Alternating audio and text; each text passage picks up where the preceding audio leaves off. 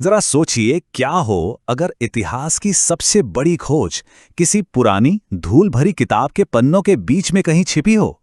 नहीं, ये कोई फैंटेसी कहानी नहीं है। ये तो एक ऐसे सफर की शुरुआत है जिसने एक प्रोफेसर और उसके भतीजे को एक नामुमकिन से लगने वाले मिशन पर भेज दिया, सीधा पृथ्वी के केंद्र तक। कहानी की शुरुआत होती है प्रोफेसर लीडेनब्रॉक के इन दमदार शब्दों के साथ। देखिए, ये कोई मामूली बुलावा नहीं था, बल्कि एक ऐसा आदेश था जो विज्ञान की हर सीमा को चुनौती देने वाला था।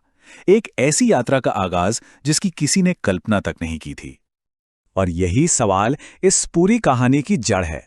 आखिर एक मामूली सी पुरानी किताब में ऐसा क्या छिपा था जिसने दो इंसानों को दुनिया के सबसे खतरनाक सफर पर निकलने के लिए मजबूर कर दिया।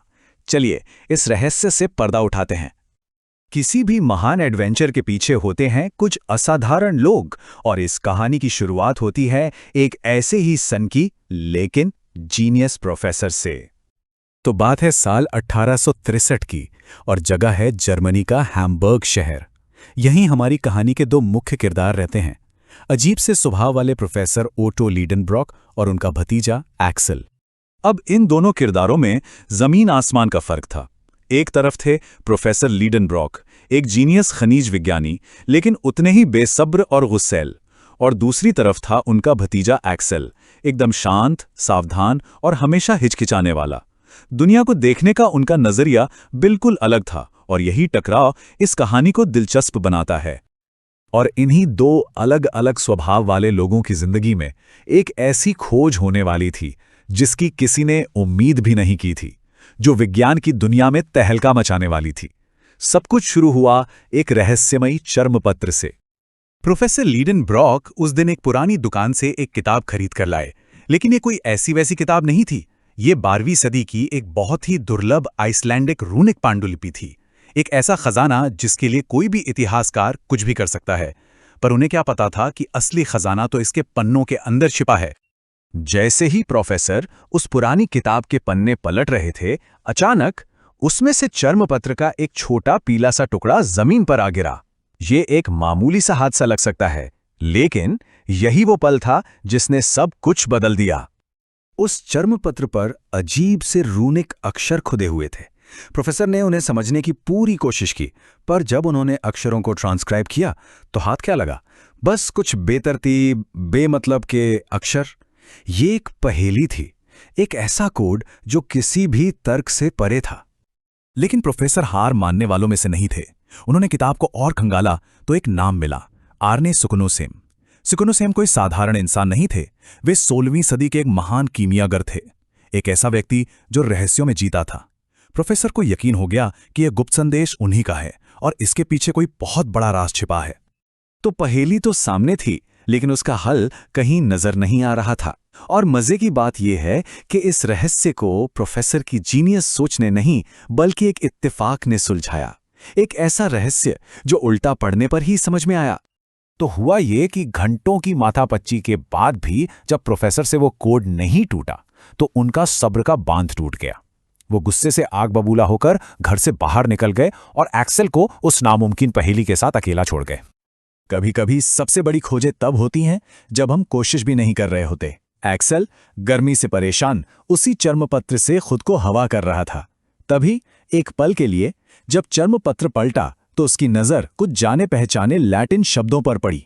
उसके दिमाग में जैसे बिजली कौन थी, ये संदेश, ये तो उल्टा लिखा गया है। लेकिन जैसे ही एक्सेल ने उस संदेश का असली मतलब समझा, उसकी खुशी डर में बदल गई। आखिर उस चर्मपत्र पर ऐसा क्या लिखा था? वो राज इतना खतरनाक था कि एक्सेल ने उसे हमेशा के लिए मिटा देने का फैसला कर लिया, ताकि उसके जुनूनी अंकल कभी उस तक पहुंच ही ना पाए।